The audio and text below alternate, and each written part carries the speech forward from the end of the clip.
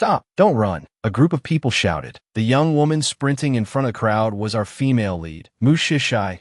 Mu sure. Hurry up. Did you not eat? Speed up. Imagine you're catching up. Mu sure said while running. Since the recent film and television industry downturn, I've already transitioned from an A-list actress to a variety show performer. Why do I still have to be so tired? Besides, we've already filmed this 20 times. Can't we take a break? Do you really think I'm made of iron? It's a good thing I usually enjoy outdoor sports. Otherwise, how could I keep this up? What's the big deal about actresses running a few steps in the past? Damn it, you try running 20 times. Easy for you to say. But huff. I feel something's wrong with my body. I really can't run anymore. My body is getting heavier and heavier. Oh no, I can't do this. Move your legs. Ouch, damn it. I can't hold on any longer. Someone help me. Mu Shurshu's vision went black. She fainted on the spot. When she woke up again, she found, shouldn't I be outside? Why am I inside a house? And who is this? A bronze mirror had appeared at some point. Mu Shurshu's blood dripped onto it. When she opened her eyes, a tall tower appeared in front of her. And Mu Shurshu was enveloped by a mysterious power. She unknowingly fainted. At the same time, on another continent, a young woman was shouting, "It's bad. Someone come. Hurry. My sister has fallen into the water." The young woman grabbed a servant and anxiously said, "Hurry and save her." After the servant left, she revealed a sinister look. Mu Shurshu, you'd better not wake up. What should we do? The eldest miss has fallen into the water. Quickly inform the manor. Let father invite a doctor to see elder sister. It's 3rd Mississippi. After a while, Mu Shurshu slowly opened her eyes. Then her eyes widened. She then said, "When did the production team become so extravagant?" Then, startled, "It's that bronze mirror. How did it get here? And was that tall tower that appeared that night a dream?" A young maidservant poked her head in and said, "Eldest miss, you're finally awake." The maidservant was worried to death. Mu Shurshu, however, asked, "Who are you?" "Miss, I'm Chunner." "Miss, how? Don't you recognize Chunner?" "Chunner, where am I?" "Miss, this is the Seong Manor. This is your home, your room." Mu Shurshu was dumbfounded. "Why do my hands feel so small?" Small?" Mu Shurshu quickly got out of bed and looked around. She hurriedly asked Chunner, "Where's the director?" "Where's the director?" Chunner looked confused. "Director? Miss, what's a director?" Chunner doesn't know. "Then where are Director Zhang and the others? What scene are we shooting today?" Mu Shurshu continued to ask. Chunner was still confused. "What scene?" "Miss, you are the esteemed daughter of the Seong Manor. Will there be any scenes?" Now, it was Mu Shurshu's turn to be shocked. Could it be that this really isn't the production set? She continued to ask, "Has that bronze mirror always been here?" Chunner replied, Yes. Chunner thought to herself, although Miss has always been muddle-headed and crazy for over 10 years. After waking up this time, I feel like something is different about her. Before, Miss never called my name. This time she's calling me by name repeatedly. Could it be? Could it be that she's been possessed by an evil spirit? She quickly said, "Miss, your body is still very weak. You can't run around. What if you catch a cold?" By this time, Mu Shurshu had already walked to the bronze mirror. She touched her mouth and face in surprise and asked, "Who is this person? How could she be so ugly? What is going on? Why has my face become someone else's?" Mu Shurshu caressed her face with her hand and said, "This face looks a bit like the person who appeared in the bronze mirror that day, only much uglier." Then she angrily slammed the table and said, "Why is this happening? This must be some kind of special effect makeup. I'll go wash it off." She then vigorously washed her face, saying as she washed, "It'll be gone after I wash it off. I'll definitely change back." When she walked back to the mirror, she froze. Why is it still the same? Chunna sighed and called out, "Mississippi." Mu Shurshu turned around abruptly and asked pitifully, "Why has my face become so ugly?" Chunna replied, "Miss, you've always been like this." Inwardly, she speculated, could it be that Miss not only fell into the water, but also got water in her brain?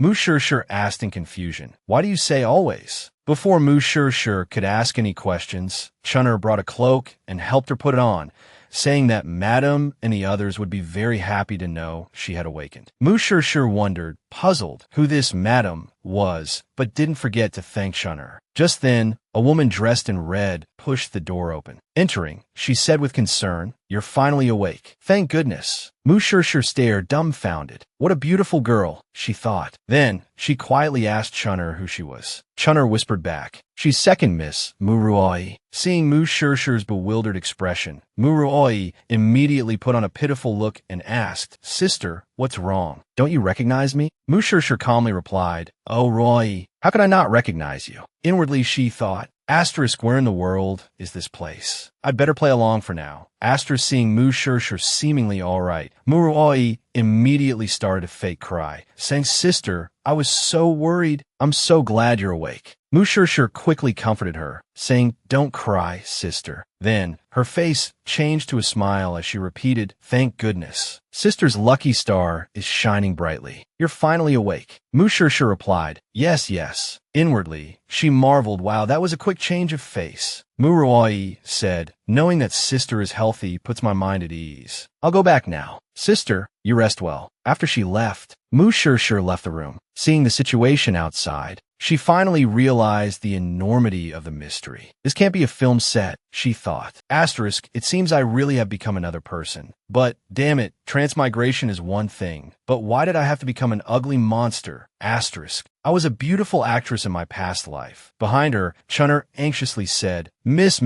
will you still wear your mask?" Mu Shirshir took the mask and looked at it carefully. What a terrifying mask. It was a mask the original owner of this body wore to hide her face. But since she was now the owner of this body, she chose to accept everything. She declared boldly, "I don't need a mask." With that, she tossed the mask to Chunner and walked out of the courtyard with Chunner. Everyone they encountered on the way trembled, fearful of offending the eldest Mississippi. When Mu Shirshir approached, two maidservants trembled, cold sweat dripping down their faces. "The eldest miss," they stammered. Mu Shirshir was puzzled. Asterisk, why are they so afraid of me? What's going on? Asterisk, but she still politely said, "Hello, please rise." Muruoi, observing this, whispered, "Is sister acting a little strange?" Chunner, behind Mu Shirshir, also whispered, "It seems so a little." Muruoi then asked Chunner, "Is sister?" Before she could finish, Chunner interrupted her, saying directly, "Nothing of the sort." As soon as she finished speaking, Muruoi's face darkened. She quickly walked towards her own courtyard. Soon, they arrived at Chinua Courtyard. Muruoi said, "I've arrived. Sister, you should go back now." "All right, I'll go back. You rest well." With that, Mu Shirshir left with Chunner.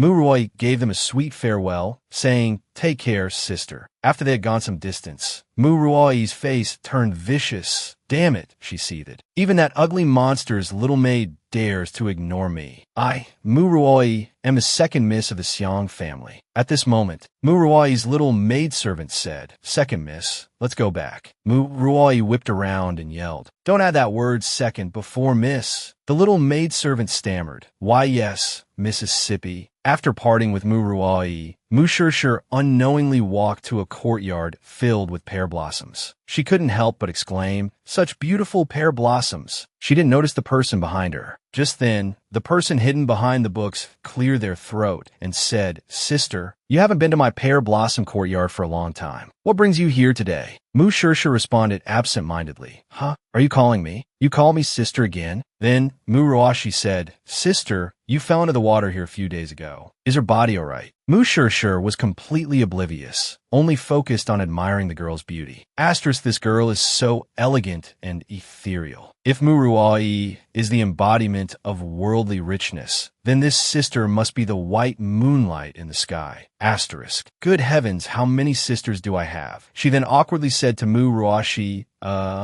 Muruoshi asked anxiously, "Sister, don't you recognize me?" "I'm your third sister, Muruoshi." The priest awkwardly scratched his head and said, "Oh, Ruashi." Muruoshi instantly became alert and asked, "Sister, do you really not remember me? Do you remember falling into the water here?" Mu Shirshir asked curiously, "Wait, are you saying I fell into the water?" "In the deep pool in your courtyard," Muruoshi said. "Sister did indeed fall into the water in my pool. It's all my fault for not looking after you properly. Please punish me," Muruoshi said. Mu Shirshir replied, "I just woke up. I don't remember a lot of things." She secretly thought, falling into the water? This young miss is too careless. Muruoshi said, "How could that be? Sister, do you really not remember anything?" She seemed to be confirming something, feeling strange herself. Before, she would have definitely demolished my courtyard. But now, there's no reaction. Mu Shirshir was secretly distressed. "I don't know what's going on. Everything I see is like a dream, yet also feels very real." It's like I'm acting in a play, but also like I'm living in it. While Mu Shishir was lost in thought, Chunner said, "Third miss. The eldest miss has just recovered from serious illness, and her memory isn't as clear as before. You must understand this." After hearing this, Muruashi feigned surprise and said, "Oh, no wonder sister doesn't recognize me. But even before, sister didn't really acknowledge me, this poor little sister." Then she coughed a few times. Mu Shishir said, "Sister, your cough sounds terrible. You should take care of yourself." Muruashi looked alarmed and said, "Thank you for your concern, sister." Inwardly, she thought, what's going on? Can amnesia cause such a drastic personality change? Soon, Chunner draped a cloak over Mu Shishir and said, "Eldest miss, it's windy here. We should go back." The two then walked towards the courtyard exit. Before leaving, Mu Shishir asked, "Ruashi, what's the name of your courtyard?" Muruashi proudly replied, "Pear Blossom Courtyard. These pear trees have been here for over 10 years. Sister only comes here when the pear blossoms are in full bloom." Mu Shishir couldn't help but admire. What a beautiful name. After leaving Pear Blossom Courtyard, Mu Shishir said to Chunner, "Chunner, I don't remember a lot of things. My two sisters said I fell into the water. Can you tell me what happened?" Chunner then explained to Mu Shishir, "Miss, you used to be the feared Prime Minister's daughter. Half a year ago, the day after your coming-of-age ceremony, you became different. You acted strangely. Just a few days ago, Miss, you fell into the water in Pear Blossom Courtyard. Although your position in the manor is unmatched, the other two courtyards have ulterior motives. Your mind wasn't very clear before, so it's understandable that you don't remember." Mu Shishir asked, "Ulterior motives? You mean Ruashi and Ruai?" Chunner replied, "Yes." She continued, "Ruai is concubine Lu's daughter, the second miss of the manor, just a few days younger than you. She's a scheming person. Miss, you must be careful. I remember the day you fell into the water. She didn't appear at all. The most dangerous people in the manor are those from Chinyue Courtyard." Mu Shishir looked bewildered and asked, "What about Ruashi? Is she dangerous too?" Chunner paused. "While those who are openly ambitious are concerning, those who are quiet and unassuming are the most frightening. What about me?" Mu Shishir asked. She couldn't help but marvel inwardly. Chunner, seemingly only 17 or 18, already possessed such vigilance and a strong sense of self-preservation. "Chunner, aren't you doing all this to protect me?" She was momentarily speechless. Chunner continued, "Miss, your name is Mu Shishir. Your father is Xiangya Mufeng, a respected official throughout the Qing dynasty. Your mother, Nangong Yin, is the personal attendant of the queen, Nangong Xuening. Your uncle, Nangongya, is the general who holds the military power. Furthermore, your maternal grandfather, Nangong Du, is the only non-royal to hold the title of Prince Jean. As a young miss with such a distinguished background, you naturally enjoy a supreme status. You can do as you please." At this moment,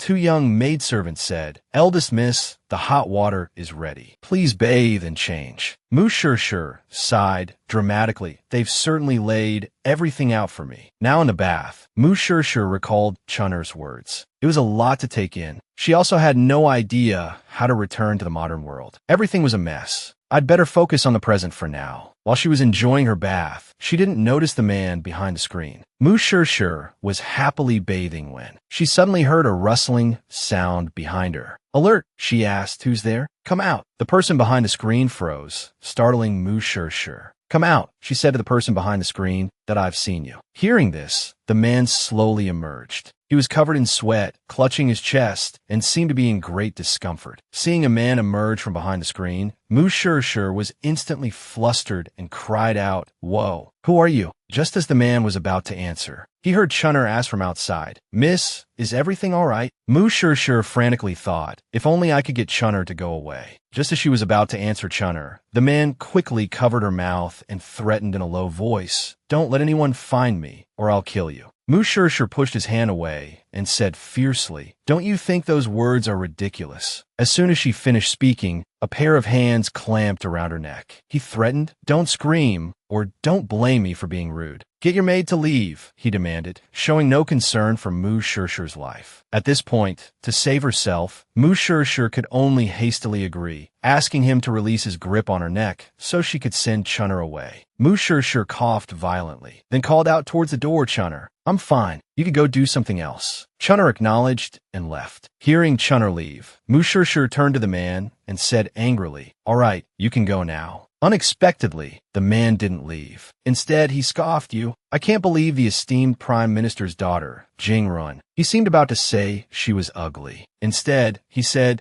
to be so composed at such a young age. The rumors can't be trusted. Mu Shishir questioned him. Do you know a lot about the prime minister's manner? What rumors? Who are you? Unbeknownst to him, Mu Shishir had just celebrated her 25th birthday the previous month. The man didn't answer her questions. He simply said, I heard the prime minister's eldest daughter was plain looking. Seeing you today, it's indeed true. Infuriated, Mu Shishir retorted, You, I'm plain looking. You're the one with a darkened forehead. You have 10 days left to live. As soon as she finished speaking, the man began to cough violently, startling Mu Shishir. Asterisk, I was just complaining. It didn't have to come true so quickly. Asterisk, she thought. The man, gasping for air, collapsed at Mu Shishir's bathtub. Frightened, she quickly got up and asked, Hey, are you all right? Your lips are purple. It looks like you've been poisoned. There's snow lotus in the cabinet. It can cure any poison. I'll get it for you. It's a good thing I looked around the room earlier while no one was here. Otherwise, we'd be in trouble. But you have to turn around first, okay? The man agreed, then threatened again. If you try to trick me, you're dead. Mu Shishir rolled her eyes. Asterisk, if I wanted to harm you, I would have called for help. Why waste a precious medicinal herb? Asterisk. I'm warning you. Don't turn around and peek. Mu Shishir hurriedly dressed and quickly retrieved the box containing the snow lotus from the cabinet. When the man grew impatient, she hastily told him to turn around and open the box, holding the snow lotus out to him. The man looked at it with suspicion.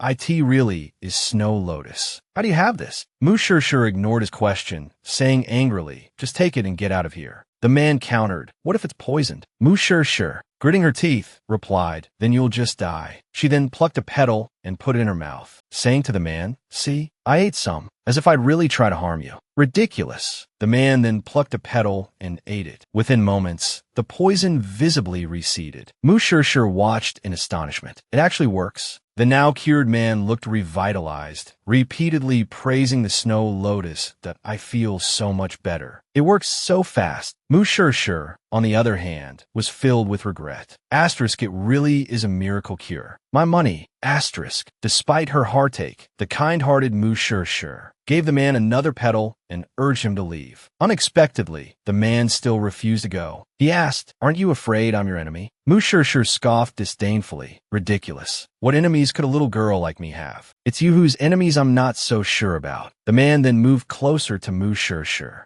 You're quite interesting. Compared to those beautiful women, you're a breath of fresh air. Though, you don't have to put it so elegantly. Saying this, she pushed the man towards the door. As she pushed, she said, I can see you're perfectly healthy. Get out of here now. If someone sees you, my reputation will be ruined. At this moment, the man pulled Mu Shishir close and said affectionately, Then perfect, I'll marry you. Mu Shishir immediately retorted, Marry my foot. Don't even think about it. You don't believe me? Just behave yourself. Stop being a scoundrel. You're so strange. On one hand, you're worried I'll harm you, and on the other, you're flirting with me. Do you think I'm easy to bully? The man immediately replied, I promise you, I will never bully you. Mu Shishir blushed and said, Fine. After she came to her senses, she said with disgust, So cheesy. He actually likes someone ugly like me. Does this man have some strange fetish? After pondering, she grabbed a weapon and angrily scolded, Stop your nonsense with me. Get out. After hearing this, the man didn't leave. He assured Mu Shishir once again.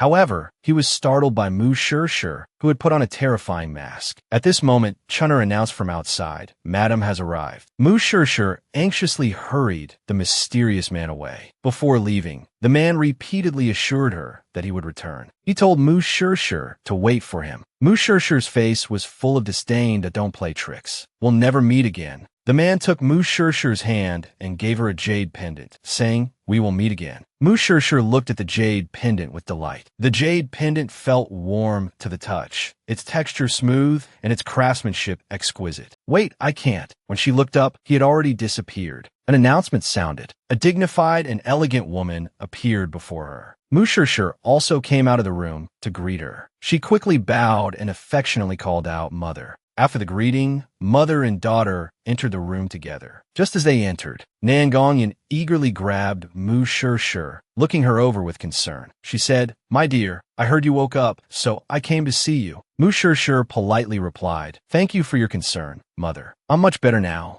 Just as the two were about to continue their conversation, they were interrupted by two women outside the door. These two bickering women were Concubine Lu and Concubine Xiao. Concubine Xiao was the first to speak. Elder sister, I heard Shir woke up, so I came to see her immediately. She paused, then said proudly, Shir, I don't have anything valuable for you, but these blood swallows are top-grade tonics. Eating them will help you recover faster. Concubine Lu, not to be outdone, pushed Concubine Xiao aside and said forcefully, Shir, the 1,000-year-old ginseng I'm giving you is much more nourishing than blood swallows. This is a true 1,000-year-old tonic. Your sister's blood swallows are only good for replenishing qi. Seeing the two acting like fighting cocks, Mu Shir quickly eased the tension. Thank you, both concubines. Please sit down. As soon as she finished speaking, the two stared at Mu Shir, puzzled. This child actually said thank you? Mu Shir didn't think much of it and instructed Chun'er, bring 2 chairs. Before she could finish, her mother grabbed her arm. Nangong Yan's face showed displeasure. Madam hasn't sat down yet. Everyone knows who should sit and who should stand. Concubine Lu and Concubine Xiao looked embarrassed. They immediately said, Madam is right. How could we concubines dare to sit? Since Shir has awakened and we've delivered our gifts, we'll take our leave. They said in unison, we'll be going then. Stop, Nangong Yin scolded. The two immediately stopped in their tracks, not daring to move. Nangong Yin then sat in the main seat and said, Since you're here, have some tea before you go. Chun'er then brought teacups and invited the two concubines to sit and drink tea. It wasn't a request, but a command, leaving no room for refusal. At this moment, everyone in the hall held their breath, waiting for Madam to speak. Concubine Lu, unable to contain herself, was the first to ask,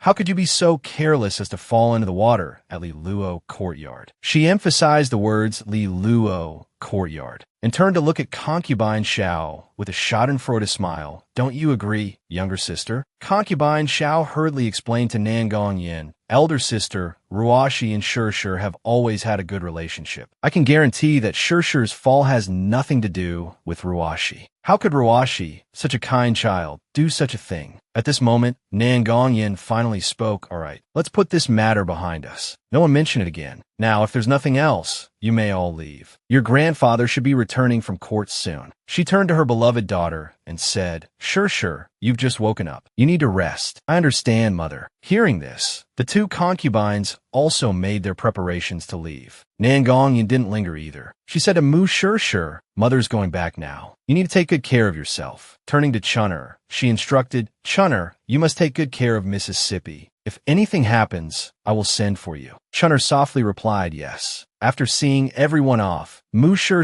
returned to her room with Chun'er. She couldn't help but sigh. The hierarchy within the Xiang manor was truly strict. Suddenly, a voice called out, Sister, startling Mu Shir. It was Mu Ruoyi who had returned. She said with ill intent, I heard that in Sister's room. You're hiding a man. Mu Ruoyi insisted that Mu Shir was hiding a man in her room and tried to push past Chun'er, who was blocking the doorway. Chun'er retorted, How could there be a man in here? What nonsense are you talking about? At this, Mu Ruoyi feigned innocence. Sister, I was being presumptuous. I just heard the manor guard say that a strange man broke into Lingyun Courtyard and disappeared. I was worried about your safety, so I came to see for myself. Then thank you for your concern. Whether there's a man in my room or not, surely I would know best, Mu Shir said forcefully. Mu Ruoyi clearly didn't care about Mu Shir's words. She pushed Chun'er aside and barged into the room, claiming she was doing it to help her sister. After entering, she went straight to the area behind the screen, as if certain that the person was there. In reality, there was no one there. Now it was Mu Ruoyi's turn to panic. How could there be no one? Mu Ruoyi couldn't believe it. Mu Shir said coldly from behind her, I told you there wasn't. Unwilling to give up, Mu Ruoyi suddenly looked down and noticed a pool of blood on the floor. Without a second thought, she hurriedly stepped on it. Chun'er finally couldn't stand it anymore and said to Mu Ruoyi, Second miss, have you caused enough trouble? Mu Ruoyi clearly disdained the way this lowly maidservant spoke to her and told her to get lost. Chun'er continued, My miss spoke, and you completely ignored her. I have no choice but to stop you.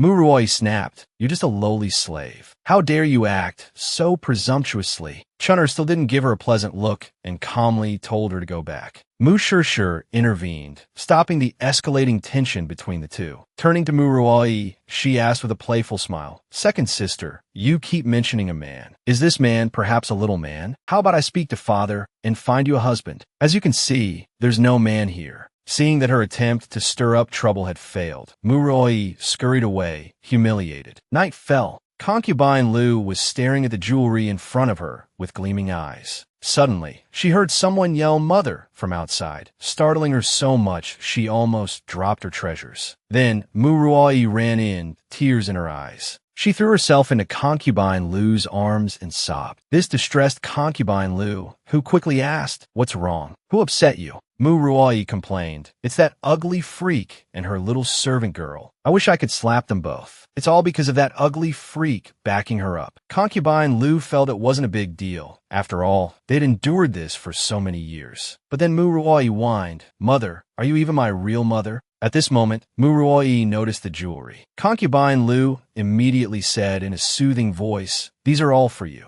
Isn't Prince in selecting a concubine? That ugly freak may be the legitimate daughter, but how could the future princess consort be an ugly freak? The princess consort can only be our Ruoi. Mother and daughter indulge in their fantasies of a bright future. Looking at the jewelry, Concubine Lu eagerly told Mu Ruoi, These were sent by your father. He heard that Prince and is selecting a concubine, so he specifically sent these to bolster our appearance. Upon hearing that these were sent by her father merely to bolster their appearance, Mu Ruoi's face fell. She knocked the jewelry to the floor, declaring that these were just trinkets her father sent to appease them. Even these jewels are dull and lifeless. What chance do I have at becoming the princess consort? Concubine Lu saw things were going south. Wang Liqing scolded her, Ruoi, you must maintain your image. You're the most beautiful woman in Lingyun Kingdom. Every gesture you make must reflect your superior upbringing. Look at you now. What have you become? Mu Ruoi remained silent as Concubine Lu continued her earnest lecture. For now, just stay away from that ugly freak. It'll save you the aggravation. Concubine Lu embraced her daughter comfortingly. Suddenly, Mu Ruoi asked, Mother, don't you think that ugly freak is different somehow? Concubine Lu thought for a moment and said, Indeed. Logically, Mu Shishir should have thrown out the stale pastries I sent. Why would she specifically think? Mu Ruoi then told her about the bloodstains she discovered at Lingyun Courtyard. She declared, The man who broke into the manor must still be hiding in her courtyard. Mu Ruoi's expression turned anxious. Mu Shishir, could she know about pushing him into the water? Before she could finish, Concubine Lu hastily interrupted. Silence, Ruoi. You must learn what to say and what not to say. Your loose tongue will only invite trouble. At this, Mu Ruoi obediently closed her mouth. The scene shifts to Lingyun Courtyard. Chun'er asked Mu Shishir, What's with the bloodstains on the ground? She said, I heard the wind howling when I came back. Could a man really have broken in? Before Mu Shishir could speak, Chun'er continued, I heard that the man who tried to steal from the manor was wounded by a poisoned arrow. Even if he stumbled into Lingyun Courtyard, he wouldn't survive. If people find out a man broke into Mrs. Room, your reputation will be ruined. At that moment, Mu Shishir's mind was preoccupied with the mysterious man's proposal and didn't pay attention to Chun'er's words. Perhaps noticing her mistress's inattention, the little maid moved closer to Mu Shishir and urged her to be careful, especially around second Miss Mu Ruoi. It's dangerous when I'm not around. This reminded Mu Shishir that you're right. We need more people in Lingyun Courtyard. You're working too hard on your own. It would be good to have some help. Chun'er was shocked by these words. But miss, besides me, there's Dyer to serve you. Mu Shishir looked confused. Dio? She's just been away from the manor for a couple of days. Surely you haven't forgotten her. Mu Shishir simply looked embarrassed but didn't answer. Chun'er, however, didn't seem to notice and returned to the topic of increasing the staff. Besides, miss, as the future princess consort of Princeton, you deserve a larger retinue. Mu Shishir was taken aback. What do you mean, princess consort of Princeton? She asked hurriedly. Lingyun Kingdom has 3 princes. Prince and is the most outstanding among them. They say the woman who marries him will be the future empress. In terms of status and position, the position of princess consort is undoubtedly yours, Mississippi. These next few days are all auspicious dates. Princeton is likely to send a proposal soon, Chunner said seriously. Mu-Shir, however, was frightened. She was inwardly distressed and heartbroken. Chunner mistook her mistress's tears for tears of joy. Early the next morning, Chunner rushed excitedly into the room and told Mu-Shir, who was eating, that she had been chosen as prince and consort. She urged Mu-Shir to put on her mask and get ready. Still bewildered, Mu-Shir found herself being prepared. Chunner's enthusiasm contrasted sharply with Mu-Shir's apprehension. Suddenly, the door opened, revealing a mountain of betrothal gifts. Mu-Shir was overwhelmed. Shaoxi explained that Prince had sent the gifts. A matron, who had been waiting, announced, "I am Matron Lu Yi, sent from Prince N's manor. I am responsible for attending to Mrs. Needs after you enter the manor." She then began listing the betrothal gifts, brocade trays, pearls, agate, silk satin. Before she could finish, Mu-Shir interrupted her and told her to send everything to the kitchen. The sudden appearance of the Demon King mask nearly frightened Matron Lu Yi into unconsciousness. She stammered yes to the kitchen. Alerted by the commotion outside, concubine Lu and Mu Ruoyi wondered what was happening. A servant girl in green hurried past, stammering. They're celebrating. They're congratulating the future princess consort of Princeton. At Lingyun courtyard, Mu Ruoyi's tears fell like they were worthless. "What?" Lu Luo stammered. "I heard the servants say that the wedding won't take place until the eldest miss turns 18. After hearing this, concubine Lu dismissed Lu Luo. Mu Ruoyi covered her face in anguish. "It's actually that ugly freak in Lingyun courtyard." "Why her?" Concubine Lu consoled her daughter. "We still have 2 years. We still have a chance." Since ancient times, which concubine entering the royal family hasn't been a breathtaking beauty? Does that ugly freak even deserve it? A lot can happen in 2 years. For example, someone could disappear from this world. Hearing the mention of murder, Mu Ruoyi immediately protested. "Mother, I only wanted to teach her a lesson. I didn't want her dead." She then turned her head away from concubine Lu. Although she agreed verbally, concubine Lu secretly vowed in her heart that only her own daughter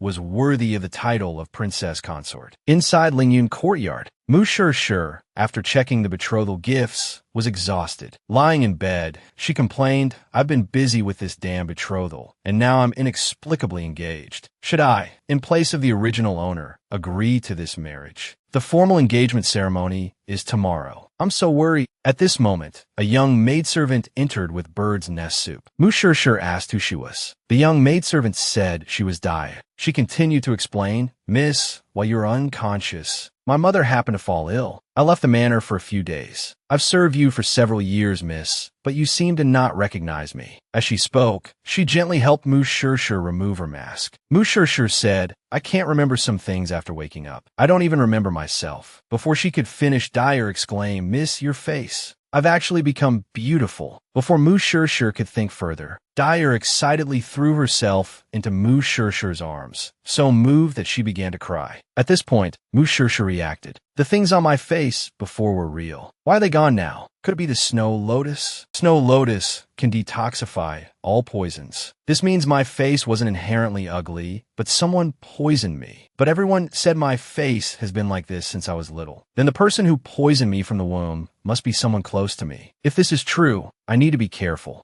After pondering, she turned and instructed Dyer, "Go get me a few things." Soon, cinnabar, gypsum, and ink shavings were brought over. Dyer asked with a puzzled look, "What are these for?" Mu-Shir deliberately kept her in suspense, saying, "You'll know in a moment." She mixed the 3 items with water, stirred them evenly, and applied the mixture to her face. A magical effect appeared. Dyer asked in confusion, "Miss, becoming beautiful is a good thing. Why change back?" Mu-Shir earnestly told her, "Dyer, if you hadn't witnessed my transformation, I might not have survived if I had gone out tomorrow." Dyer anxiously said, "Knock on wood. Miss is the eldest miss of Xiang Manor, and you have the Nangong family support. Who would dare to do anything to you?" Mu-Shir replied, "I don't even know how many people are lurking around me, waiting to harm me." Hearing this, Dyer raised her fist and put her hand on her hip, angrily saying, "Who dares to harm Miss? Miss is the little devil of Xiang Manor." Realizing her slip of the tongue, she quickly covered her mouth. Mu-Shir didn't mind and told Dyer, "There are rumors in the manor that a man entered my room.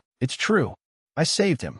and gave him the snow lotus. I also ate half of the snow lotus. It must have cleansed the remaining toxins in my body. Dyer became more and more shocked as she listened, sadly squatting on the ground, lost in thought. She felt sad that she wasn't by her miss's side when she needed her most. Mu Shirshir comforted her. If it weren't for this incident, I wouldn't have woken up. Don't blame yourself. It's so late. Go and rest. Dyer agreed tearfully. As she was leaving, Mu Shirshir told her not to tell anyone about this matter, completely unaware of the man hiding outside. After Dyer left, the mysterious man stealthily entered Mu Shirshir's room. Hearing the noise, Mu Shirshir assumed it was Dyer returning for something and didn't turn around. After a while with no sound, Shirshir turned around to look. The sudden appearance of a handsome face startled her. She asked him why he had returned, saying he was injured and should be recuperating. The mysterious man, thinking Shirshir was concerned about him, said he was fine. He said he had come back to repay his debt of gratitude. The mysterious man kept talking about repaying his gratitude, while Shirshir was extremely annoyed. She warned him that she was the future princess and that he should leave quickly if he didn't want to cause trouble. The mysterious man said, "Princein, you met him? How good is your prince in that you can reject me like this?" He then moved closer to Shirshir with a pitiful expression that I'm so pitiful. Can you bear to abandon me? Shirshir said somewhat hesitantly, "Princein, we're not married yet." "Oh, then I still have a chance." Hearing this, Shirshir angrily grabbed the man's collar, telling him that she, Mu Shirshir, knew her own limitations. "You're not really interested in me. You're just after the Xiong family status and want to use me to gain power and wealth. You're quite perceptive for someone so young. How much sincerity is there in Prince in marrying you?" The mysterious man asked in return, not angered, "Tell me the truth. Perhaps he's marrying me simply because of the king's order. And I, as the eldest legitimate daughter of the Xiong family, am just a pawn in a power struggle. Do you think Princeton and I are the same?" Shirshir asked in return, not refuting him. "Within the Xiong family, my second sister, Ruoi,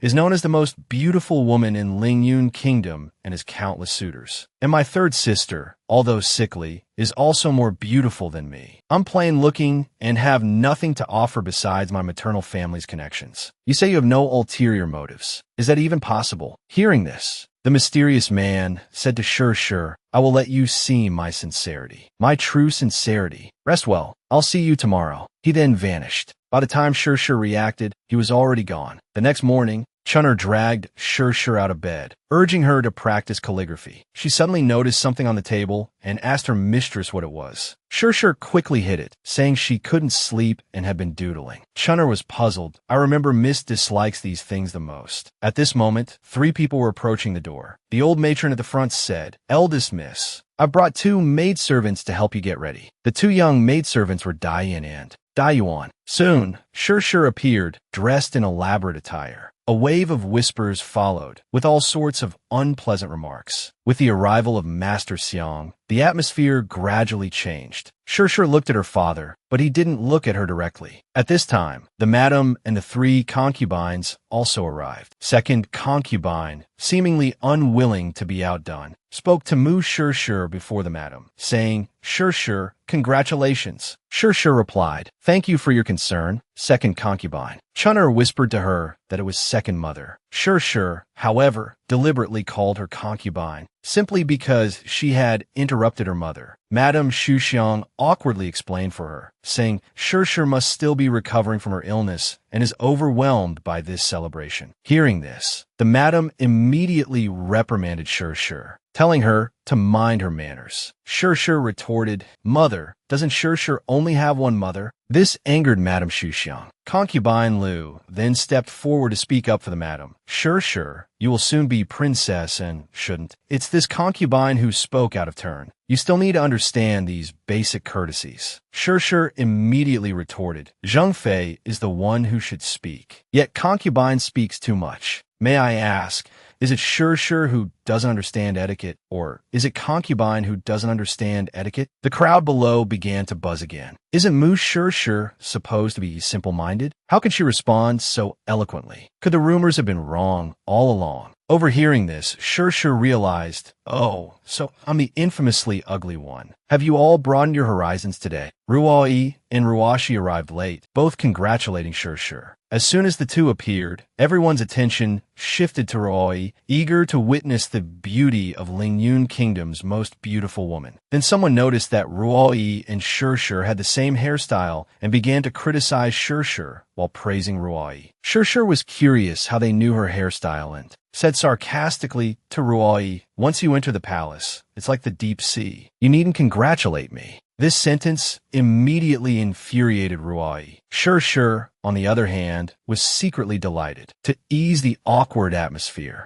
Ruoshi took out the gift she had prepared for Shirshir and said that this was the Juyin Dan she had prepared for her elder sister, congratulating her on becoming the future princess. And hearing her mention Juyin Dan, Shirshir asked Ruoshi, "Third sister, aren't you implying that my appearance almost made Mu Ruoshi cry?" Seeing this, Shirshir, figuring she might as well accept it, took the gift. As soon as this farce ended, the wooden figure on the other side began to speak pretentiously. After a brief opening speech, it was announced that Shirshir would marry into Prince An's manor. Prince An would personally attend the evening banquet. The young lady's eyes all lit up with excitement, and Mu Ruoyi was no exception. The celebration finally came to an end. On the way back, Chun'er quietly asked Shirshir, "Miss, your attitude was so firm just now. What will you do if you offend the two misses and second madam?" Shirshir replied, "Now that I've been officially designated as princess, and there are bound to be many who see me as a thorn in their side. Doing this will just make those with ulterior motives behave themselves. This way, they won't dare to act rashly, and I can have some peace." She lost her balance and fell backward. Fortunately, Daiyuan reacted quickly and caught her. Shirshir, still shaken, stared fixedly at the water. She asked how deep the lotus pond was. Dayan said it was about half a person's height. Half a person's height? That wouldn't drown anyone, would it? So how could I? At that moment, two princes approached. The man in the lead quipped, "The future princess and isn't hiding here plotting against someone, is she?" Shirshir didn't recognize them, so she didn't reply. Dying told her, "This is the second prince, Ning Wang, Lin Yuxuan, and the third prince, Xiaoyao Wang, Lin Zimeng." The third prince then added, "Rumor has it that the eldest miss of the Xiang Manor is quite the little devil. What I saw at the Qiantang gathering just now certainly proved that. She treats her own family with no manners whatsoever. Once she enters Prince An's manor, I imagine her antics will be quite something." This made Shirshir so angry she wanted to strangle him. Seeing Shirshir's displeasure, the second prince intervened. Shirshir didn't appreciate it, simply saying, "With my reputation, there are already plenty of rumors about me. Every word I say is spread throughout the city. I'm used to it. As for what Xiaoyao Wang thinks of me, such trivial matters never bother me." This reaction piqued Xiaoyao Wang's interest. Unlike the third prince's arrogance, the second prince was quite polite. Elder brother's choice of consort must have its reasons. Congratulations, future sister-in-law. Shirshir, however, still bristled, defending her future husband, which infuriated Shirshir. The third prince then taunted Shirshir, saying his elder brother was truly a flower-stuck-in cow. Dung. Hearing this, Chun'er immediately stepped in front of Shirshir, protectively saying, "Your words are too much." Seeing a mere servant girl dare to defy him, the third prince ordered his guard, Chun'er, to be slapped. Seeing Chun'er about to be hit, Shirshir finally spoke, "Xiaoyao Wang, you were the one who spoke out of turn. This is still the Xiang Manor. And what's more, it's my engagement party. You've been calling me sister-in-law all this time. How can you not give me face? Let's just pretend nothing happened and not ruin everyone's good mood." These words stunned Xiaoyao Wang, leaving him speechless. Ning Wang advised Xiaoyao Wang to show some restraint. Xiaoyao Wang waved his hand dismissively, saying, "For second brother's sake, we're even. But speaking of which, I heard of Imperial Brothers' wedding news in haste and didn't prepare a proper congratulatory gift. So please accept this jade pendant as a gift." Shirshir accepted the jade pendant with a look of surprise. Seeing the jade pendant in Shirshir's hand, Xiaoyao Wang left. Examining the jade pendant, Shirshir suddenly realized something. This jade pendant, how is it exactly the same as that pervert's? Just then,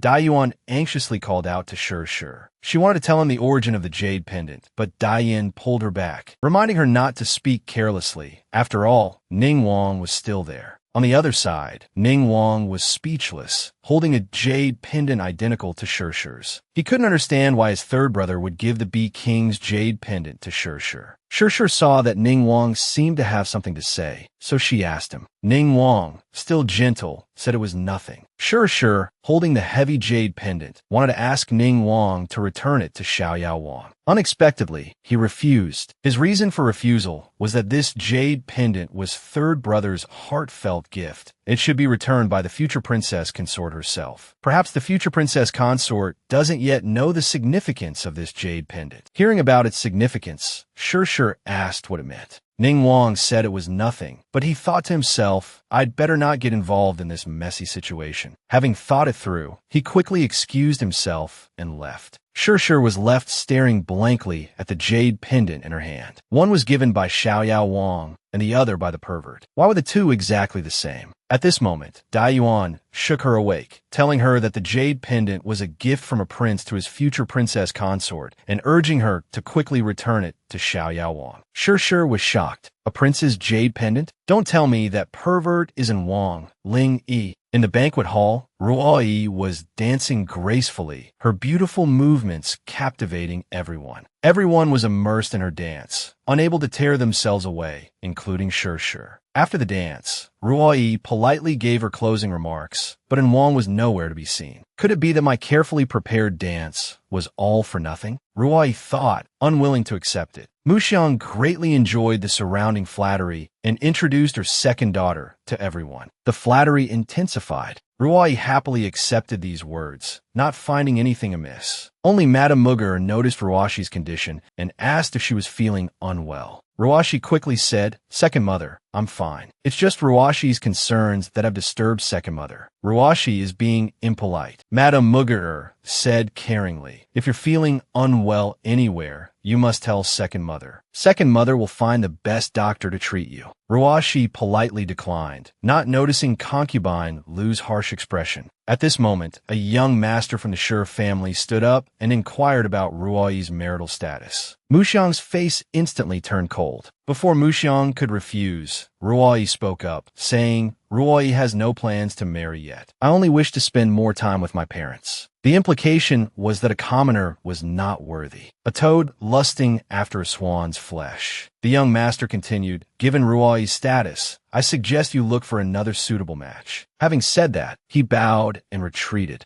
Muxiang also stepped forward in time to smooth things over, rejecting the proposal. As soon as this farce ended, Wang appeared. The moment he stepped into the banquet hall, the entire venue fell silent. Everyone greeted Wang. After exchanging greetings with the crowd, he went straight to Shirshir. He looked at Shirshir with a mischievous smile, startling her so much that her hair stood on end. She could only repeatedly stammer, What about me? Wang asked, without waiting for Shirshir to reply. He leaned closer and said, Have you forgotten? This prince said he would repay you. An ambiguous atmosphere instantly spread between them. Shirshir thought to herself, this isn't repayment, it's revenge, right? Oh no, I think I also badmouthed Wang. At this moment, Muxiang walked over with a smile and invited Wang to take a seat. Behind her, Ruoyi said through gritted teeth, Why are Wang and that ugly freak so close? Do I have no chance? By now, Shirshir had already devised an escape plan. She pretended to feel unwell and excused herself to Muxiang. Wang quietly watched her performance. Just as Shirshir was about to turn and flee, he grabbed her hand and said with a mischievous smile, I'll take you home. Shirshir said ingratiatingly, There are bugs. I'll take care of them. It's fine, and Wang said proudly. How can they compare to this prince? Chun'er and the other two maids looked at each other with worried expressions. Sitting in the corner, concubine Lu glared at Shirshir with a sinister look. What tricks is she up to now? Shirshir finally escaped the banquet hall. Completely oblivious to the person hidden by the rockery, Shirshir thought, finally rid of that annoying Wang. I came out for some fresh air, but I didn't expect bigger trouble was still to come. She worried if her birthmark makeup was smudged. Suddenly, She remembered Xiaoyao Wang's jade pendant. Dying had probably returned it to him already, but that jade pendant is so significant. What was Xiaoyao Wang's motive for giving it to me? The more she thought about it, the angrier she became. She punched the rockery hard. Suddenly, someone grabbed her wrist and demanded, "Hey, what's wrong with you? You've been ignoring me, and now you're hitting people. Future sister-in-law, are you taking advantage of me like this without my consent?" Sure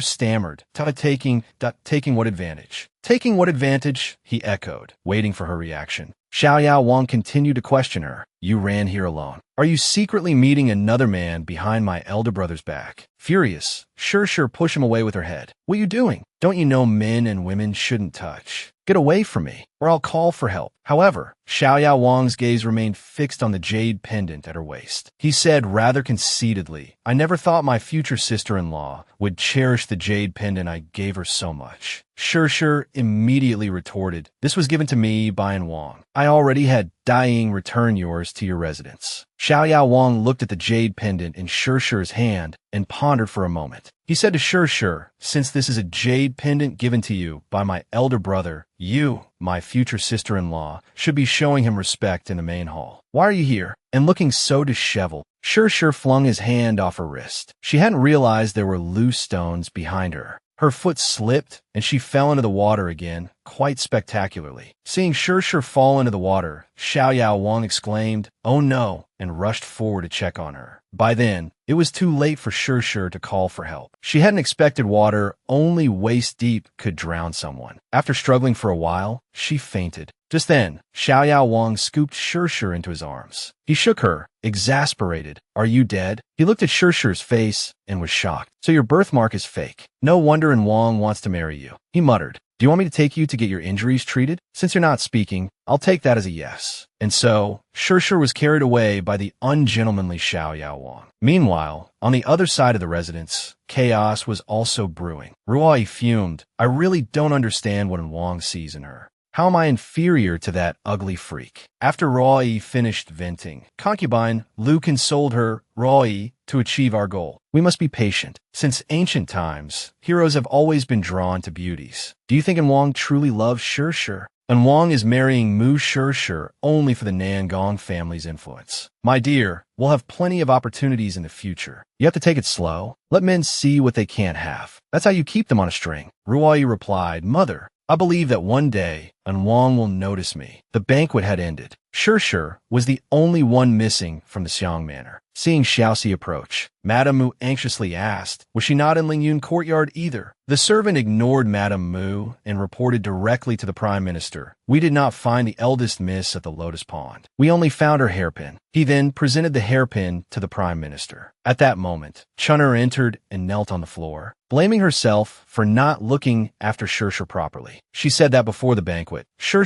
had asked her if a waist-deep pond could drown someone. Hearing this, Madame Mu quickly asked Chun'er what exactly happened. Chun'er knelt, not daring to look up. She explained that Dying had been closest to Sure at the time. Dying then stepped forward and consoled Nangong Yen, saying, "This is all my fault. The priority now is to contain the news." He then ordered the servants to continue searching the pond. At this point, the insignificant Xiaoxi finally spoke something important. "Prime Minister, there was Wang's jade pendant in the pond, but we didn't find the eldest Mississippi." The carpenter, also grim-faced, said it seemed the eldest miss was merely missing, and it was highly likely she had been taken away by Princeton. Having said that, Nangong Yen wanted to immediately send someone to Prince Anne's manor to inquire. Before he could finish, Princeton stepped into the hall, asking what the matter was. Princeton walked into the room with a beaming smile and greeted the Prime Minister. He then stated his purpose, to look for Sure. Hearing this, the three of them looked at Prince and in bewilderment. The Prime Minister, the first to react, asked Prince, "And isn't Sure at your Highness's manor?" "Certainly not. What happened to Sure?" Princeton asked anxiously. The second madam immediately followed up, saying, "Sure is missing. We found her hairpin and your jade pendant in the Lotus Pond." She then handed the jade pendant to Prince and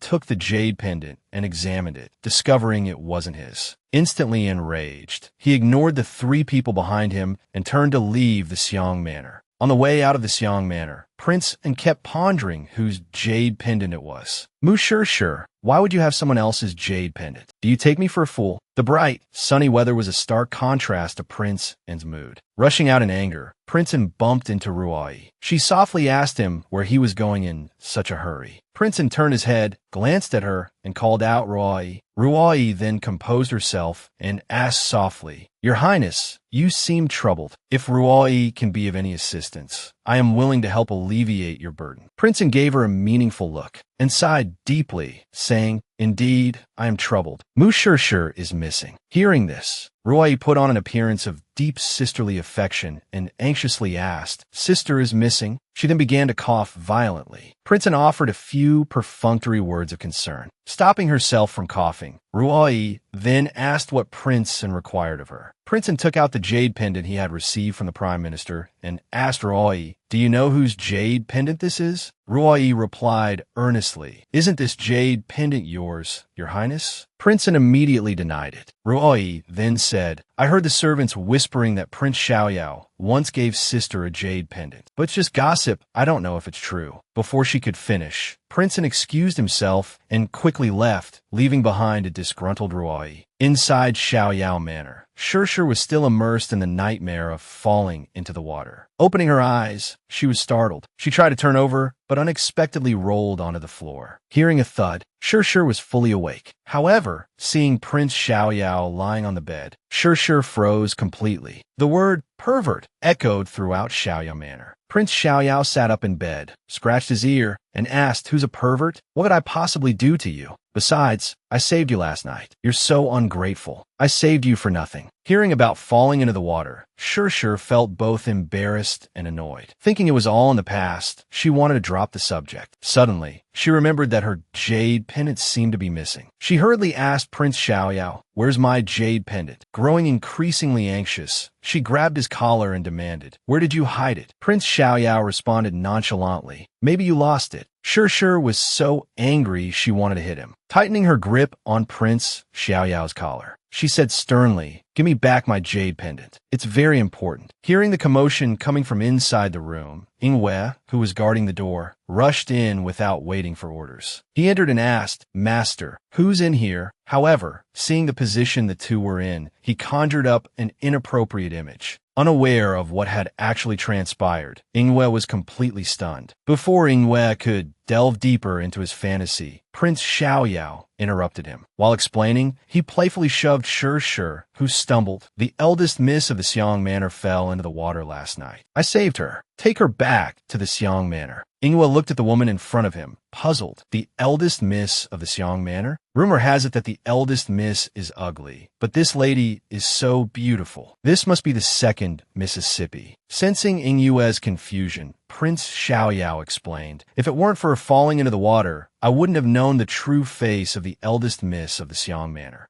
Prince Xiaoyao continued to instruct Ingwe, "Go and change her into clean clothes. Quietly send her back to the Xiong Manor. Don't alert anyone." Ingwe quickly agreed. Just as he was about to take Sure away, a servant announced Prince An's arrival. He hurriedly covered Sure's mouth. "Sure, don't make a sound." In the blink of an eye, the two of them hid in a wardrobe. Ingwe gestured to Sure to remain silent. They had just hidden themselves when Prince An kicked the door open. Prince Xiaoyao resumed his usual nonchalant demeanor. He asked Prince An where he had offended him. A maid came forward to apologize for not stopping Prince An inside the wardrobe. Sure was grateful for Ingwe's quick thinking, which had saved her from being seen by Prince An. Prince An wasted no time and took out a jade pendant, demanding an explanation from Prince Xiaoyao. Prince Xiaoyao feigned surprise, asking how his jade pendant ended up with Prince An. Prince An could only fume inwardly. He grabbed Prince Xiaoyao by the collar and demanded, "Tell me the truth. The princess consort is your princess consort. Why are you asking me? Who is older brother?" Someone from the Purple Guard overheard Prince An mention older brother. "Lin Yin Mao, don't change the subject. Your jade pendant and Sure's painting set were both found by the pond. Her whereabouts are quite clear now. Prince Xiaoyao put on an innocent expression. Why so aggressive? I heard the eldest daughter of the Xiang family is quite the beauty. She could ward off evil just by standing at the door. This third brother doesn't understand. My Xiaoyao manner. Why would I need that door god to ward off evil? The person being referred to as a door god was currently gnashing her teeth, plotting revenge. Prince sternly reminded Prince Xiaoyao. You know the significance of the jade pendant. How could you give it to Shir? You can like other women, but Mu Shir is absolutely off limits. Prince Xiaoyao, looking disgruntled, could only sarcastically taunt Princeton. It's just a jade pendant. Does it warrant such a reaction from my elder brother? What you're after is probably more than just Mu Shir, isn't it? At that moment, a young maidservant arrived with a message for Princeton. She appeared to be a maid from the princess consort's residence. It seems the jade pendant meant for Prince Xiaoyao was mistakenly sent to you. This servant also thought it was Prince Xiaoyao's jade pendant and didn't question it. Prince Xiaoyao quickly followed up on the maid's words. Elder brother, you've truly wronged me. He then took the jade pendant back, explaining to Prince and that he had played a joke on the princess consort and hadn't expected such an unpleasant misunderstanding. Hearing this, Princeton said, since it was a mistake, then the jade pendant sent to Xiaoyao Manor should be returned to me. Prince Xiaoyao instructed the maidservant to check the storeroom for Prince Anne's jade pendant. The young maidservant, with tears in her eyes, said that she checked the inventory every day, and there was no such jade pendant. Prince Xiaoyao said coldly, you said the jade pendant was sent to the manor. How is it gone now? The maidservant whispered, perhaps it was stolen a few days ago when thieves broke in. Seeing the maidservant's distress, Prince intervened on her behalf. He warned Prince Xiaoyao, there are boundaries. Stay away from Mu Shir. With that, Prince Xiaoyao immediately had someone escort Prince and out of the manor. After nightfall, Ingwe took Shir, leaping from rooftop to rooftop. Just as Shir was about to give out, they finally arrived at the Xiang Manor. Unaware of Shir's exhaustion, Ingwe said, there shouldn't be anyone in Lin Yun courtyard now. Go in quickly. My master's task is complete. I apologize for any offense I may have caused. Shir ignored him, preoccupied with the whereabouts of Prince Anne's jade pendant. Ingwe teased her. Even now, the eldest miss is still worried about Prince Anne's jade pendant. How adorable. Shir realized she was being teased. Before she could respond, Ingwe returned Prince Anne's jade pendant to her. He told her to keep it safe and then flew away. Holding the jade pendant, Shir walked back to Lin Yun courtyard alone. She noticed the area was deserted. She called out for Chunner and Dyer, but no one answered. Then she heard a rustling sound. A voice not far away said, even if it's as your concubine, I'm willing. As long as I can stay by your side, even for a moment, I'll be content. This cold Xiang Manor is like a prison. Every moment here is torture for me. The concubine's secret battles, the madam's struggle for reputation, harmony on the surface, but secretly fighting so intensely it fascinates me. Take me away with you. Even if I don't have any fancy titles, I'm willing to stay by your side and serve you. At this moment, the man spoke. You are this prince's woman. This prince promised you that I would never let you down in this life. Muruwashi was deeply moved. The man continued, when this prince achieves great things, I will surely give you a grand wedding. Believe this, prince. I will only love you in this life. Shir felt the man's voice was somewhat familiar, like one of the three princes, but their voices were all quite similar. At this time, the two of them were still talking back and forth. They chatted nonstop. Shir was also guessing which prince this was. Hearing their conversation, Shir couldn't help but sigh. This is true love. Suddenly, a sharp pain shot through her heart. Shir clutched her chest, wondering what was happening. Is it because of some illness I had before? Or was it the vague glimpse of the palace just now that scared me into a heart attack? I keep fainting. What kind of tragic script am I living? Maybe I can go home when I wake up. Thinking of this, Shir resignedly closed her eyes, about to faint. Before losing consciousness, she comforted herself, saying, good. I hope this is all a dream. Having not found Shir all day, Dyer was so anxious she was in tears. Her foot suddenly tripped over something unknown. Dyer's soul nearly left her body. When she came to her senses, she saw her young mistress lying on the ground. The next morning,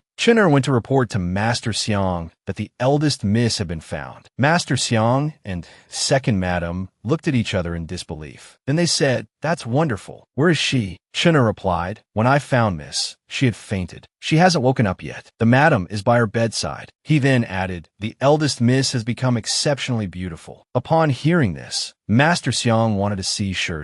However, Do Shuxiang didn't want to see Nangong Yin, so he didn't go. Master Xiang could only console himself that as long as Shi was back, it was good. From a moment he saw Chunner, Master Xiang's gaze never left her. He asked Chunner how old she was. Chunner stammered 18. After hearing this, he reached out and lifted Chunner's face, studying it carefully. He said, "I haven't looked closely before. I didn't expect you to blossom into such a beauty so quickly." This scene infuriated Do Shuxiang. She quickly asked Master Xiang if he didn't have official business to attend to, saying she wanted to speak with Chunner privately. Master Xiang then left, displeased. After Master Xiang left, Do Shuxiang warned Chunner not to be alone with him again. Chunner was about to explain, but second madam interrupted her, telling her to keep a close watch on Lingyun Courtyard. "Report any activity to me immediately." As she spoke, she slipped Chunner a piece of jade. Looking at the tangible object in her hand, Chunner agreed. Inside Lingyun Courtyard, Nangong Yin looked at Shi lying on the bed and whispered, Shi, wake up. Don't worry your mother. As long as you are safe, Mother is willing to do anything." Dyer, standing beside them, said, "Eldest Miss accidentally ingested snow lotus. Only then did we discover that the blemishes on her face have disappeared. This is clearly a sign of poisoning." Poisoned? Who could have done it? Nangong Yan's first thought was second madam. Do Shuxiang looked at Nangong Yan, lost in thought. Dyer didn't want to disturb him, so she left the room. She happened to run into Chinner and called out to him from behind. Chinner hurriedly removed the bracelet from his wrist and hid it. Dyer looked behind Chunner, but didn't see Master Xiang. Chunner explained, "Second madam is there, so?" Dyer lamented, "Is that so?" Poor Mississippi. As they spoke, they saw Prince En and Prince Xiaoyao approaching Lingyun Courtyard, one after the other. Prince Xiaoyao greeted Prince En. "What a coincidence, elder brother." Prince En simply told him to get lost. Chunner said to Dyer, "This will be interesting to watch." He then pulled the bewildered Dyer away to report back. Prince En looked east at Prince Xiaoyao, who was casually crossing his legs, and west at Prince En, who was tapping his chair. The two of them sat facing each other. The atmosphere instantly froze. Prince Xiaoyao spoke first, inquiring about Shi's condition and stating his reason for coming. Nangong Yin asked with a surprised face, "How did Prince Xiaoyao hear about this?" Prince Xiaoyao then proudly declared, "There's nothing in the Lingyun kingdom that this prince doesn't know." Prince En gave him a disdainful look, clearly competitive. He then asked Madam, "So what actually happened?" Madam replied worriedly, "Fortunately, last night, Dyer happened to find her behind the rockery. Otherwise, with her already frail constitution, exposed to the cold wind all night, the chill entering her body. I'm afraid." Prince En comforted Madam, saying it'll be all right. However, he was secretly wondering why Shi was at the foot of the mountain. Before he had a chance to react, Prince Xiaoyao called for someone. The attendant arrived bearing a gift, a precious Tianshan snow lotus. Prince Xiaoyao said, "This is a small token from this prince. I hope it will help the eldest miss recover quickly." Madam hurriedly responded, "Prince Xiaoyao, this gift is far too precious." Prince En observed silently, thinking, "Last time father was gravely ill, I didn't see him offer this. Why is he giving it away so easily? What's their relationship?" Before Nangong Yin could refuse, Prince Xiaoyao said, "Madam, you don't understand. Although this snow lotus is precious, it's of no use to this prince. I feel a kinship with the eldest Mississippi. Seeing her suffering is a pity. Knowing the snow lotus has beauty-enhancing and detoxifying properties, I brought it. I have no other intentions, only a desire to see a friend free from the torment of toxins." He then feigned a look of deep concern. After hearing Prince Xiaoyao's words, Nangong Yin suspected he knew about Shi's poisoning. A violent cough came from Shi's bedroom. All three turned towards it. Nangong Yin quickly stopped the two, saying, "Please wait here. I'll go check on her." The other two were left staring at each other. Prince En said, "Third brother, didn't I warn you to stay away from his prince's wife? Your concern seems a bit excessive now." Prince Xiaoyao lazily replied, "Elder brother, didn't I also tell you? Even if you marry the eldest miss in the future, what does that have to do with my friendship with her?" Upon hearing the word friendship, Prince En let out a cold laugh. "Lin Ziming, don't test my limits. My patience is limited. Are you threatening me? Third brother, you should know that Mu Shir is now this prince's wife. He then started to rise, intending to check on Shir. As he walked, he added, don't you think you're being a bit presumptuous? Presumptuous? Before Princeton could enter, he was stopped by Dyer. Mrs. Changing. It's not convenient for you to go in. Watching Princeton being denied entry, just like himself, Prince Xiaoyao mercilessly mocked him from behind. Fuming, Princeton stormed towards the door. Unexpectedly, he bumped into Mu Ruoshi, who was just about to visit Shir. Ruoshi respectfully greeted Princeton. At this moment, Prince Xiaoyao peered out to see who it was. Oh, fancy meeting third Miss Mu. A smile that could launch 1,000 ships. This prince adores such beauty. Perhaps I should ask father to arrange a marriage for us one day. Both of their faces registered shock.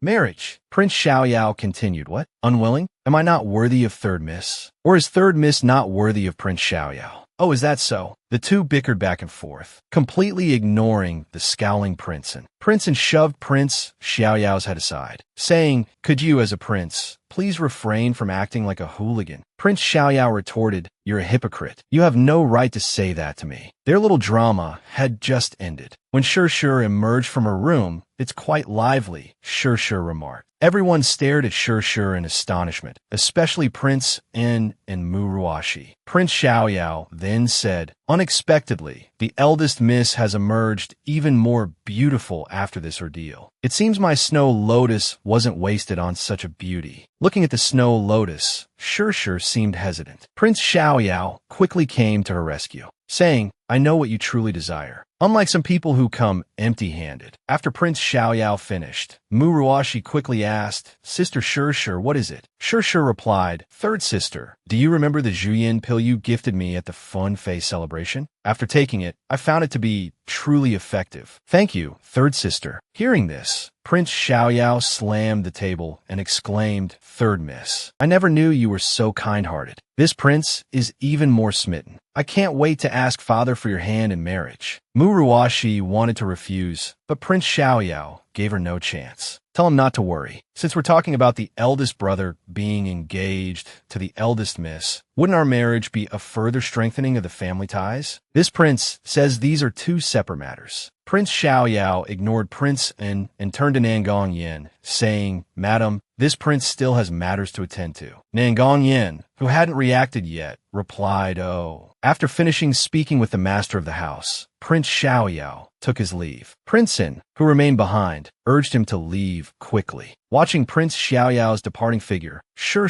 felt baffled. After Prince Xiaoyao left, Mu Ruoshi coughed twice. She said that she had originally just intended to visit her sister, but unexpectedly, Prince Xiaoyao teased her. Prince was also standing by, listening. Shir couldn't figure out what Prince Xiaoyao's intentions were. Seeing her daughter in a daze, Nangong Yin reminded Shir, look, Princeton has returned from his patrol and came to see you immediately. Princeton said, there's no need to wait any longer. Please sit. Chunner looked at him. Princeton said, this prince doesn't wish to overstay and disturb Shir. This prince is relieved to know you are well. As for the jade pendant, Shir had been wearing the jade pendant all along. After saying this, she smiled at Princeton. This smile captivated him. He found her beautiful no matter how he looked at her. To hide his embarrassment, Princeton quickly changed the subject, saying, seeing you safe and sound, this prince is at ease. Then he remembered that Shir had disappeared the night of the celebration. So he asked, where did you go that night? Shir said she had forgotten. On the 17th, I went to the back garden. The back garden of Lin Yun Courtyard. Mu Ruoshi anxiously said, Sister, how could you have gone there? When Lu Shan's people went to look for you, they didn't see you at Jia's place either. Shir's expression immediately changed. She questioned Mu Ruoshi, so third sister wasn't there either. Mu Ruoshi quickly explained, Sister, the back garden of Lin Yun Courtyard is only separated from Lilua Courtyard by a wall, but I don't go there unless I have to. Shir asked suspiciously, so you only go there when you have something to do? Mu Ruoshi was about to explain, when Princeton interrupted her, asking Shir, what are you trying to say? Shir waved her hand dismissively and said, it's just that third sister's Lilua Courtyard is only separated from my Lin Yun Courtyard by a wall, yet third sister rarely comes to visit me. Mu Ruoshi was speechless. The drama came to an end with the arrival of Prince Ning. As soon as Prince Ning entered, he noticed the change in Shirshir's appearance. Shirshir simply said it was thanks to Mu Ruashi's Zhuyin pill. After hearing this, Prince Ning teased Prince Sin, elder brother, I didn't expect our future sister-in-law to be so beautiful after this incident. No wonder elder brother chose her as his future princess consort. She already possesses the demeanor of a future empress. Shirshir said, Prince Ning, please don't tease me. Prince Ning retorted, how is this teasing? This prince is only speaking the truth. Unexpectedly, the three daughters of the prime minister's manor are each uniquely beautiful. Madam, this prince still has some matters to discuss with the prime minister, so I won't disturb you any longer. As he was leaving, he gave Mu Ruashi a look. Shirshir mistakenly thought Prince Ning and Mu Ruashi were having an affair. When Mu Ruashi bid farewell to Shirshir, Shirshir hurriedly urged her to leave. She herself was smiling dreamily, completely oblivious to the fact that Mu Ruashi had become more beautiful. After Mu Ruashi left, Prince N took the opportunity to invite Shirshir out for a private conversation. Inside the back garden of Lin Yun courtyard, Prince N asked Shirshir directly, how did your face heal? How many secrets do you have that I don't know about? Shirshir looked at Prince N and said, I should thank you. Prince N expressed his confusion. Shirshir continued, if it weren't for your sudden intrusion, I wouldn't have rashly eaten half of the snow lotus petal. Otherwise, I wouldn't have discovered how much poison has been accumulating in my body all these years. Poison. Prince N's expression instantly became grave. Shirshir smiled and said, it's actually nothing. Unexpectedly, Prince N stepped forward and grasped Shirshir's shoulders, saying affectionately, you are already my fiancé. No matter what happens, I will protect you unconditionally. I hope you could trust me. Whether the road ahead is smooth or thorny, I will face it with you. Meanwhile, in Lilua courtyard, Prince Ning was waiting for the belated Mu Ruashi. Inside Lilua courtyard, Mu Ruashi, seeing Prince Ning there, asked him what he was doing there. Prince Ning got straight to the point, saying, I didn't expect Third Miss to be so bold, flirting with her sister's fiancé right in front of her. Exchanging glances, truly a son. Ruashi's expression instantly turned serious. She quietly asked Prince Ning what he meant, trying to drive a wedge between her and her sister. Prince Ning said disdainfully, drive a wedge between you and Mu Shirshir? Third Miss speaks boldly. You know in your heart how close you've been with Shirshir all these years. Although Mu Shirshir seems like a different person now, it's not like you're that close to her anymore. Ruashi nervously asked what Prince Ning wanted. He replied, Third Miss is a celebrity, so we won't talk about that. Don't think you've hidden it well. Your past with your eldest brother. Your current secret relationship. I know everything. Ruashi's hands trembled as she asked, what do you want me to do? Prince Ning returned to his usual gentle demeanor. Actually, I don't want rules. I think we want the same thing. Let's cooperate with each other. Let's support each other. Ruashi then asked, you mean you want to use my sister Shirshir to become Prince N's consort? As Prince Ning, I must now use all means to consolidate my position. If Lin Yiqin marries the Nangong family's daughter, it will definitely threaten me. I will make you Prince N's consort, replacing Mu Shirshir. As for the road after that, it depends on each person's ability. Ruashi pondered silently, thinking this smiling face was hard to bear that I won't burn bridges. Prince Ning continued, my words are here. Consider it or not, it's up to you.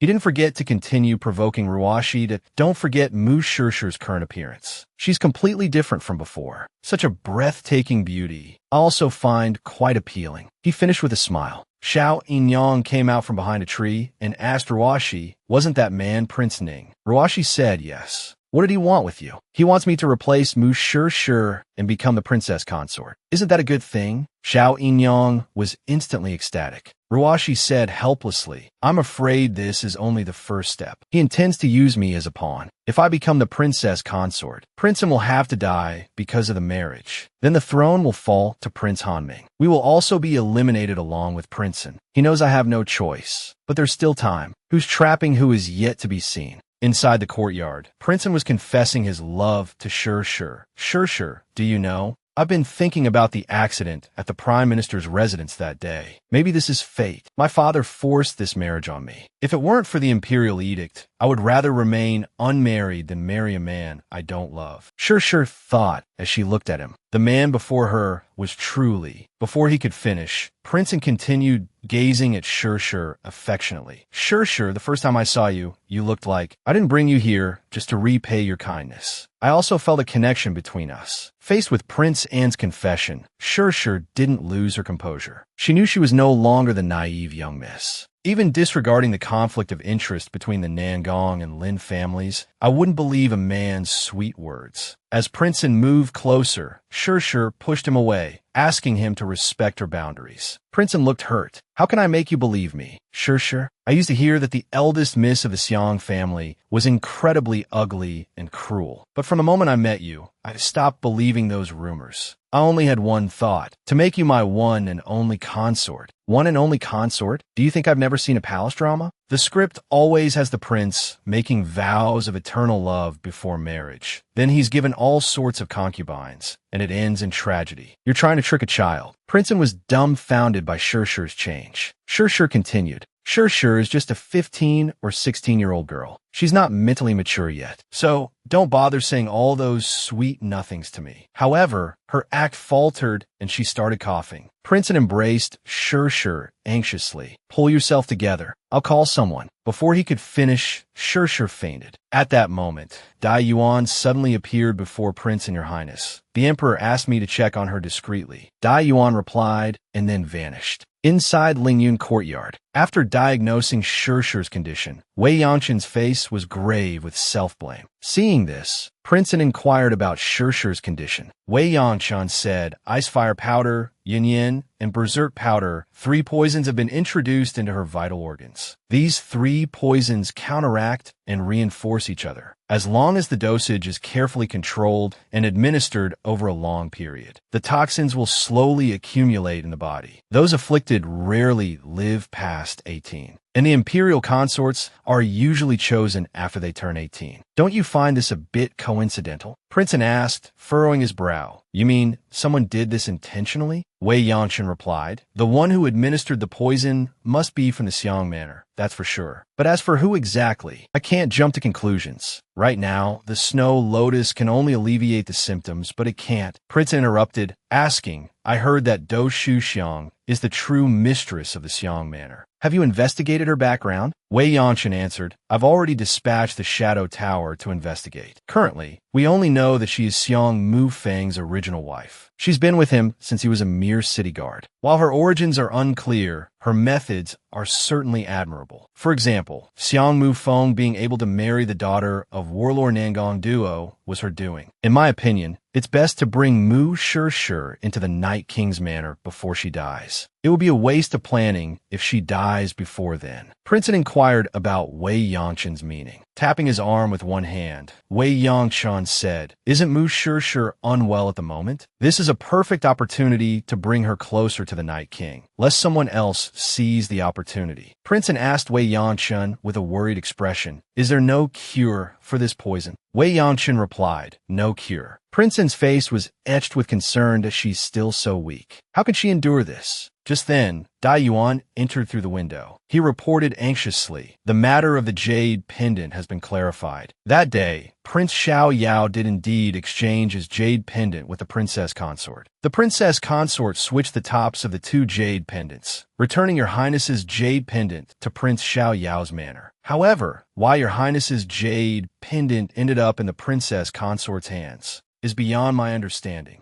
Enraged, Princeton said, Stop speculating. Find a solution, or you'll lose your position. Elsewhere, Imperial Physician Lin hurried into Concubine Zhao's courtyard. He completely ignored Concubine Liu, who greeted him. She offered him a cup of water to calm his nerves. After drinking the water, he hurriedly told Concubine Xiao what had happened. He stammered, Prince Han secretly brought someone to treat Mu Shishir. She, because of long-term poisoning, won't live past 18. Oh really? So what? Concubine Xiao said indifferently. Imperial physician Lin slammed the cup on the table in frustration. Don't forget, he reminded Concubine Xiao, the ice fire powder you took from me back then. Hearing these words, Concubine Xiao finally lost her composure. What do you mean by that? The ice fire powder isn't fatal, it only weakens the body. Don't tell me the medicine you gave me was fake. How was that possible? Imperial physician Lin said, his face betraying his guilt.